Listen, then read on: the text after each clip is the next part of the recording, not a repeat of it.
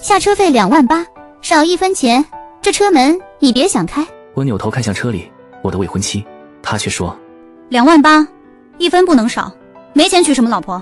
就当所有人以为我会乖乖交钱时，我却看向了婚车司机。司机师傅，你把车开回去吧，婚不结了。周健，你什么意思？这么大的事，你说不结就不结了？凭什么啊？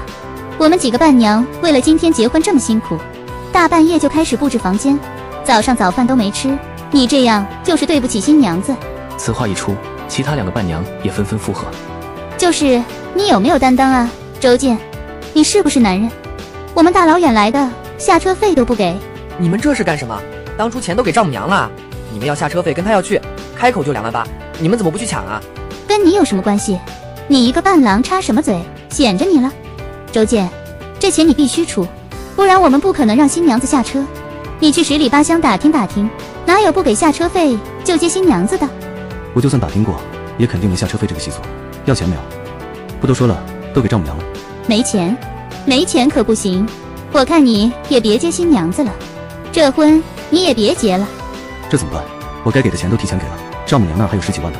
现在你们突然这样，我还得专门跑一次银行取现金。刘大美看我语气有松动的意思，回头就跟几个伴娘使了个眼色。下一刻，几个人一起拿出手机，给我看上面的收款码。反正也是讨个好彩头，你扫码支付也可以，我们无所谓什么方式。这几个小姑娘这是干什么？坐地起价吗？就没见过这样的。要多少？28000，是没见过钱还是怎么着啊？几个人面对亲戚的肆意指责，脸不红心不跳，用身体挡住车门，不让赵蕊下车。你们还要不要？王虎见状，冲上前就还想再骂，我伸手拦住了他。行了，小虎，你别冲动。我不管周围人的议论纷纷，更没看3个伴娘的贪婪嘴脸，只是看向赵蕊。赵蕊，我现在还没有那么多钱，要不你先说服你这些姐妹们，回头我再给你补上。赵蕊刚想起身，刘大美却一把将她摁了回去，大吼出声：不行！我被刘大美喊得眉心一跳，知道这个女人并不简单。果然，下一刻刘大美就开始滔滔不绝地给赵蕊洗脑。蕊蕊，你可不能这么爽快就跟着下去，等你进屋了，她翻脸不认账怎么办？赵蕊抿了抿嘴唇，表情闪过一丝踌躇。刘大美见状，语气加重：你老公现在就这么小气，以后指不定怎么苛待你，你可得想好了啊！现在低头，今后就得低头一辈子。赵蕊听完后根本都没多做考虑，直接就稳稳地坐了回去，摆明了一副没钱就不结婚的态度。我们这边也是不甘示弱，没有一点拿钱的意思。一时间气氛凝滞了起来。我妈风风火火跑出来，上前冲着刘大美就怒骂出声：我当是谁耽误新娘子及时进屋呢？原来是你们几个妖魔鬼怪！要多少钱？28000！你们是着急用这钱给家里人买棺材吗？怎么想出来的？真没良心！刘大美看来了个泼辣的，一抬头就想质问：跟你有什么关系？在看清是我妈之后，她的话就突然吞了回去，眼珠一转就又想到了办法。刘大美阴阳怪气地对赵蕊说道：你看我跟你说什么来着？这摆明了就是一个恶婆婆，你嫁过去不得给你穿小鞋呀？你说谁呢？谁是恶婆婆？我妈眼眶一红就要往前，我一把扯住我妈，直接气笑了。赵蕊，我现在就问你一句，这个婚到底还结不结了？要是结，你现在就马上下车；要是不结，婚车就直接开走。赵蕊看我真的动了点火，脸上也满是犹豫。周健，你先别生气，肯定能找到一个两全其美的方法的。我扯了扯嘴角，看着车里的赵蕊。现在闹成这样，早就耽误了及时了。这件事不可能两全其美了。赵蕊，我跟你5年的感情，都比不上他们几个长舌妇的3言2语吗？说到这，赵蕊又面露愧疚。这时刘大美又一次冲了出来。周健，你什么意思？说谁长舌妇呢？你妈那个样子，我怎么放心让我的姐妹过去？嫁过去也是受罪。我冷笑出声，回怼道：认识你们这些狐朋狗友，才是赵蕊受罪，满脑子都是钱。你最好真的是为了赵蕊好。自古以来我就没见过耽误新娘子结婚的伴娘。刘大美显然不吃我这套，只见她冷哼一声，伸手按着车门不让打开。别跟我说这些没用的。周健，我告诉你，现在我已经没有耐心了，彩礼再涨88000。我看着刘大美狰狞嘴脸，硬了，拳头硬了。当初刚谈恋爱的时候喜欢赵蕊，就是因为她小鸟依人，温柔可亲。可是我却没想到，温柔可亲也可以是没有主见，小鸟依人也能是怯懦。但是当时根本不知道会是现在这种结果，因为我们谈恋爱那3年几乎都没有什么矛盾，每次她都是温温柔柔的，一切都是从赵蕊认识刘大美这个闺蜜开始变的。可能是性格互补，2个人迅速成为闺蜜。刘大美初中就辍学出来混社会，2人是在一次做美甲的途中认识的。一开始我就不同意赵蕊跟这种人来往，不排除这种人里有好人，但是刘大美显然不是。刘大美之后也印证了我猜测，整天打着为赵蕊好的名义撺掇赵蕊，而更让我生气的是，赵蕊还偏偏信他那套。赵蕊从小就是乖乖女，特别向往叛逆、独立自主，她将刘大美视作向往和追逐的目标。自那之后，我和赵蕊经常因为刘大美吵架，但每次赵蕊只要摆出一副可怜样子，我最终只能妥协，不是因为我性格软弱，只是因为我爱她。我本以为她会被我的诚心打动，幡然醒悟，谁知道连结婚这种大事，她都只听刘大美的。赵蕊，你就任由她这么破坏我们的婚礼？我最后问你一句，你选我还是选刘大美？选你。但是现在这个问题不解决，我也下不了车啊。要不你和大美各退一步呢？其实大美也说的不无道理。又是这样，赵蕊嘴上说着选我，但是明里暗里都希望我能采取刘大美的建议。我还没吭声，我妈就忍不住向前一步。那不可能，新娘子马上就要下车的时候加彩礼了，还加8万8，你们这跟敲诈勒索有什么区别？因为那些钱都是给娘家的。赵蕊现在不拿一点私房钱，万一到时候被你们欺负，那她不是亏死了？赵蕊闻言微微低下头，显然是赞同了他的说法。我一时间只觉得荒谬，但对赵蕊还心存了一丝幻想。那你呢？你也是这么想的？咱们5年的感情还不值得我被信任？赵蕊斟酌半晌，激情地点了下头。刘大美见状更加理所应当了，冲着我就龇牙咧嘴。感情都是虚的，钱才是实实在在的，感情能当饭吃。我告诉你们，我就等你们几分钟，赶紧拿钱。你简直就是欺人太甚，我看你还嚣张。你这个臭老太太，你竟然敢打我，就你还想打我？你看我不扇你。扇我？你这个耽误别人家娶媳妇儿的扫把星，打的就是你。我见状当即红了眼，冲上去就要动手。刘大美却眼疾手快，伸手就指着我。周健，我警告你别过来，你要是敢插手，我就告你强奸。我动作一顿，王虎自然见状，怒吼一声就要冲过去，完全不受威胁似的。小虎，你别再被这个泼妇讹上，我来解决。王虎满脸不甘心，我也上去拉住了他，给他使了个眼色。我心里冷笑，表姐是市里散打队的，这么一打，说不定谁占便宜呢。果然，表姐冲上去，一招标准的擒拿，就给刘大美摁在车上。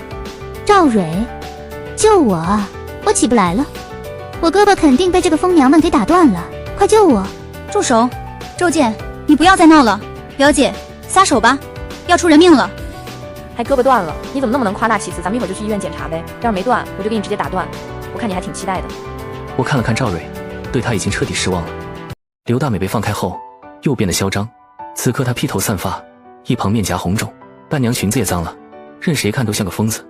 这一下要再涨2万的彩礼，10万8，一分钱都不能少。那我妈的医药费呢？你刚才那下可是没收着力啊。是你妈先动的手，我这是正当防卫，我没追究你妈责任就不错了，都已经够仁慈了的。怎么会有这么不要脸的人啊？简直是奇了，真是家门不幸，结个婚碰见这么个玩意。又不是你们结婚，你们凭什么在这说3道4？你是没挨够打还是怎么着？今天我再揍你一顿。刘大美这次学乖了，知道自己打不过，直接就躲进了车里。行了，都不要闹了。我这才把目光投到她身上。赵蕊攥紧婚纱，正对上我的眼睛，似乎以为自己终于硬气了一瞬。周健，现在闹成这样，要么你接受我们的条件，彩礼涨价，要么咱们一拍两散。你要一拍两散，那就一拍两散。活该你打光棍，你不结有的是人想结。他这么说着，直接打通了一个电话，对着电话那头趾高气扬开口：你马上过来这里接亲，穿西装。什么意思？除了我，还有个新郎官。赵蕊，你脚踏两只船。周健，你现在知道后悔了。赵蕊这么年轻漂亮，还是大学生，想追她的人多了去了。之前给你机会，你也不中用啊。大美，我们这样不好吧？我一辈子也就结这一次婚。刘大美就觉得没什么不妥，反手就握住他的手，轻轻安抚着。你放心吧，小蕊，我看中的人比周健好太多了。等他人来了，你就知道了，肯定不会让你失望的。我看着他再次摆出为赵蕊好的样子，就知道他又要开始洗脑了。你在外面还真有人啊！你到底是什么时候跟别人厮混在一起的？我没有，我只是……赵蕊闻言，本能想反驳，刘大美却打断了他的话，恬不知耻应声：是我搭的线，我早就和小蕊商量好了。周健，我就知道你是一个靠不住的男人，所以才给小蕊找了这么一个退路。我看着他的样子，就知道他不可能给赵蕊找什么好的退路。开什么玩笑？刘大美这个阶层的人能认识什么好人？你放心，我给你找的这个老公可好了，是家里的独生子，又会过日子又能干，主要是特别务实。赵蕊一开始对我还有点明显的不舍，这回听着刘大美肆意描绘的蓝图，脸上也露出一抹憧憬。看得我心如刀绞。他到底是什么时候开始对我没有感情的？这么多年我对他的好，都为了狗吗？那头刘大美还在滔滔不绝，不停地贬低我。跟这个什么周健比起来，不知道好多少倍。周健不就是在市里有个工作吗？有什么大不了的？我给你找的这个也有工作。赵蕊听着听着，竟露出一抹不太好意思的笑出来。那这么好的男人，我能配得上吗？肯定配得上啊！你们站在一起，一定特别登对，简直就是天作之合。我们就在一旁静静地看着刘大美吹。婚礼进行到现在，已经完全结不下去了。我倒要看看他嘴里这个打着灯笼都找不着的下家长什么样。表姐在一旁冷冷开口，说出了我们所有人的心声。所有人都在沉默地等待着这个十全十美的新郎官。跟我走吧，大美刚才打电话让我来接你。赵蕊睁大眼睛，看着眼前的男人，一脸的嫌弃。我们一看男人的样子就乐开了花，还真是打着灯笼都找不到。这样的，不打灯笼看不见脸，才能让人找着吧。这个男人五短身材，面庞黝黑，一双三角眼，满是猥琐的神色。他穿着不知道从哪里淘来的不合身又不干净的西装，胡子拉碴，脸上弥漫着一层油腻，头发更不知道多久没洗了。我简直就要笑出声，真是难为刘大美从犄角旮旯找出这么个极品男。别说打着灯笼了，打着探照灯也得去海底才能找到这么丑的。赵蕊此刻也觉得有点跌份，嫌弃的想要与这个男人撇清关系。小蕊，你别不好意思啊，这是张扬，就是我刚才跟你说的。他平常是有些不修边幅，但是他人踏实，能干。哟，你再多说一会儿都要信了。能翻箱倒柜找来这么一个歪瓜裂枣，挺不容易吧？还真是个好男人啊！赵蕊，你就答应吧。你们这叫不识货，你们这帮看起来流里流气的，哪个是正经过日子的人，一点都不如人家实在。这个时候，我的亲戚朋友们也全都没了生气的想法，只想看戏。小蕊，我会对你好的。赵蕊某一刻似乎都要被说服了，沉吟半晌才斟酌开口。那彩礼怎么算？什么彩礼？我不是给了吗？张扬闻言脸色一板，本能看向刘大美。哎呀，什么彩礼呀？女怕嫁错郎。你看周健给你那么多彩礼，最后还不是黄了？只要你嫁对了人，彩礼都不重要。赵蕊似乎真的开始思考这件事的可行性，我则是觉得这个女人的脑子完全就坏掉了。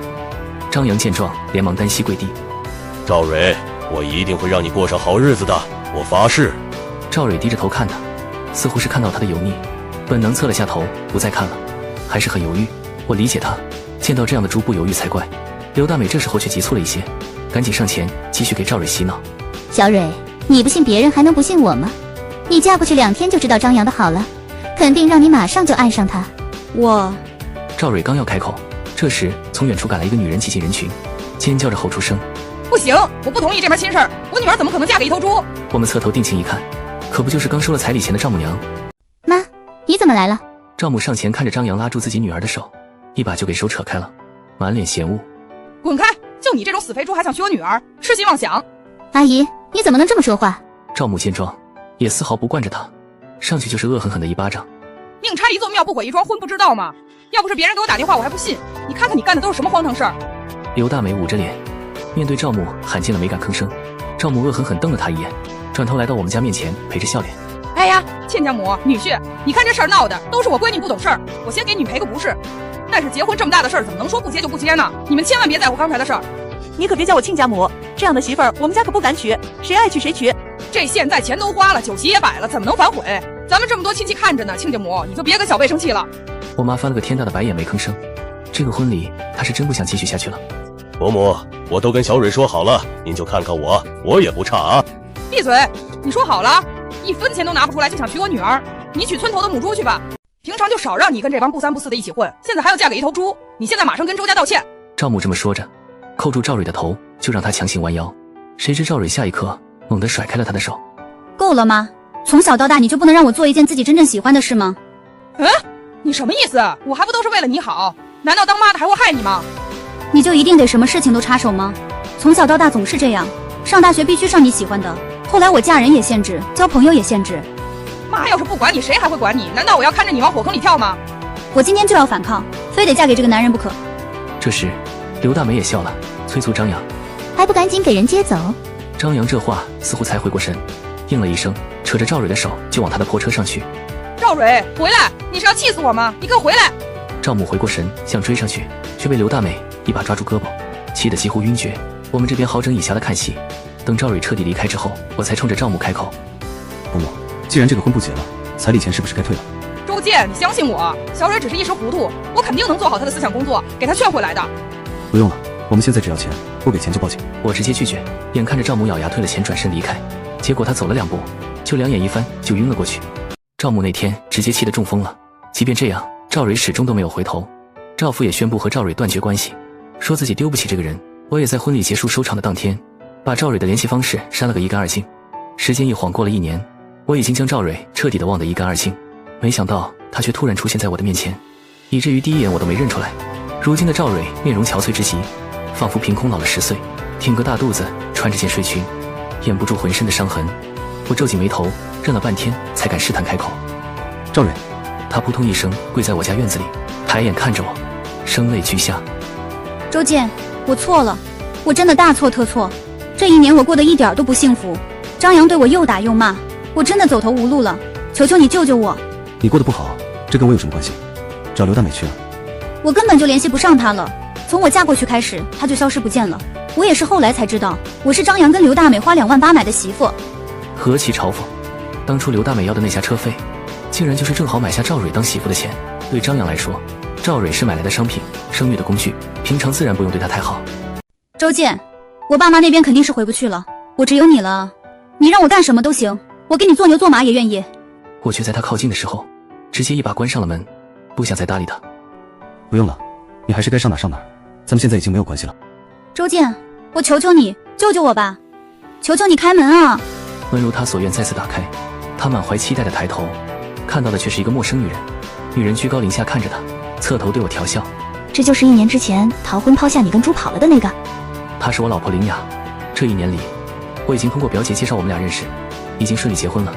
赵蕊难以置信，好半天才开口：“你结婚了？”“对，所以你死了这条心吧，赵蕊。过去的事情就过去了，咱们今后再没有瓜葛。”赵蕊呆愣地看了我们许久，满眼的不可置信，最后突然嚎啕大哭起来：“看来你魅力挺大啊，女人缘这么好，人家怀了孕还来找你。”面对林雅的调笑，我只能苦笑，并庆幸着赵蕊当初的不嫁之恩。后来听说赵蕊又回家去寻求帮助了，但是赵母如今再看见她就情绪激动，见到她就直接拿着棍子要把她扫地出门，让她滚。整个镇子里没人同情赵蕊，她的名声在我们2下周边也全都臭了，见到她都只有嘲笑。后来听那边的朋友说，她又被张扬抓回去了，抓回去之后就被毒打了一顿，留下一道道血痕。赵蕊也曾极力求救，听说还报了警，但张扬有结婚证在手，警察也只能调解。这次被抓回去，赵蕊被打成流产，孩子月份本来就很大了，这么一流产，差点要了她半条命。听说她自己拖着满是血的下半身，硬生生爬了一半的村路，才找到一辆路过的车，送她去了镇上的医院。赵蕊流产之后没多久，某天我突然接到了警方的电话。喂，请问是周先生吗？我们是乡镇派出所的，给你打这个电话是想让你小心一点，赵蕊。请问一下是什么情况？到底出了什么事情？她今天白天刚刺伤自己的丈夫，又找到并杀死了刘大美，现在正在窜逃中。我们合理分析她的下一个目标就是你，一定要小心，保持电话畅通。我心中惊疑未定，刚挂断电话，就听到了一阵敲门。谁啊？林雅不知道情况，刚要起身去开门，我当即喊住了她。老婆，不能开。林雅打开门锁的动作微微一愣，满脸的疑惑。我连忙上前把林雅搂进怀里，让她别出声。周健，你开门啊，胆小鬼，你怎么不敢开门？你出来看看我现在的样子，我变成这样都是拜你所赐。她一边骂，一边疯狂地拍门和砸门，还尝试撬锁，所幸都没有成功。门外的赵蕊很快就哀嚎起来，在发现她的第一时间，我就报了警。赵蕊被关了进去，以故意杀人罪和谋杀罪。在法院的判决下来之前，她在里面想见我一面，我想着这可能是此生的最后一面，答应了下来。玻璃对面的她如今被踢了板寸，面容枯黄干瘦，短短1年就看不出当年的影子了。看见我来了，她的眼睛里也没有什么光亮，只是嘶哑的怒骂出声。周健，你当初为什么不再坚持一下娶我？我是有可能得到幸福的呀，你这个王八蛋，为什么就不愿意给那1点钱？你不爱我吗？我站在他对面，平静又冷漠地看着他癫狂的指责。如果你当时坚持，我就不会走上这条路，我明明未来很光明的。你别颠倒是非黑白，事情不是这样的。赵蕊疑惑应声，没懂我什么意思。我继续开口，就算我当时给了钱跟你结婚，你最后也会在刘大美的挑拨下离开我，因为你永远都是一个没有主见和独立人格的人。赵蕊睁大眼睛，眼泪落了下来。我也不介意这时候告诉他更多真相。你也很好奇刘大美什么这么害你吧？因为她嫉妒你高学历年轻还漂亮，最后还跟我喜结连理，所以她不平衡，一定要毁掉你。这些警察都跟我说过，周健，你也别用这个刺激我。刘大梅已经死了，而且我告诉你，我现在不好过。你以为我出去之后就会放过你吗？赵蕊这么说的时候，倏然激动起来，猛地冲上前就要穿过玻璃。我要杀了你！我出去之后一定要杀了你！你不得好死！我要你死！我微微后退几步，看着他癫狂着被狱警控制住，又被采取强制措施痛呼出声，毫不犹豫转身就走。他的威胁一点用都没有，因为他出不来了。张扬被他刺伤后，在医院抢救无效，刘大梅也身亡，2条人命背在他身上，他要偿命的。随着我走远，赵蕊的声音也越来越小。一切尘埃落定，我也彻底忘记过去，开始新的生活。走出监狱大门的那一刻，阳光有些刺眼。出来了，他说什么了？不管他说什么，老公都不用放在心上。林雅在监狱门口等我，我上前抱住了她，低下头吻了吻她隆起的肚子。我眯起眼睛，看着依偎在我怀里的妻子，心里涌起一股暖流。没什么，就是些疯话。这个人跟我们已经没任何关系了，他这辈子也出不来了。我们并肩往外走，身后那扇铁门缓缓关闭，把过去的一切都锁在了里面。对了，表姐打电话来说周末一起吃饭，她想看看我肚子里的孩子。好啊，正好我也想谢谢他。谢他什么？谢他送给我这么大一个宝贝啊！要不是他，我可能现在还是孤家寡人一个。看来我上辈子应该是拯救了银河系。老婆，谢谢你，谢谢你来到我的身边。那你可得好好请他吃一顿。必须的，请他吃10顿都没问题。车子驶过熟悉的街道，路过那家我们曾经订过婚宴的酒店。上天待我真的不薄，没有让我栽倒在赵蕊的身上。我下意识看了一眼，然后收回目光。都过去了。几个月后，孩子出生了，是个男孩，6斤8两，哭声嘹亮。我抱着这个小生命，心里五味杂陈。林雅躺在床上，虚弱地看着我，脸上带着幸福的笑容。给孩子起个什么名字？叫周念吧，念想的意思。老婆，你觉得怎么样？周念，周念，好听。就在这时，病房的门被敲响了，表姐提着一大堆东西走进来，看到孩子眼睛都亮了。哎呀，我的大外甥，快让姨看看，来到姨的怀里来，让姨亲亲。王虎也跟在后头，憨笑着递上一个大红包。哥，嫂子，这是我的一点心意。谢了兄弟，我就不跟你客气了。客气啥？咱们谁跟谁呀？对了，那个赵蕊判了没？判了，母亲，他这一辈子算是彻底毁了。我转头看向窗外，沉默不语。阳光正好，微风不燥。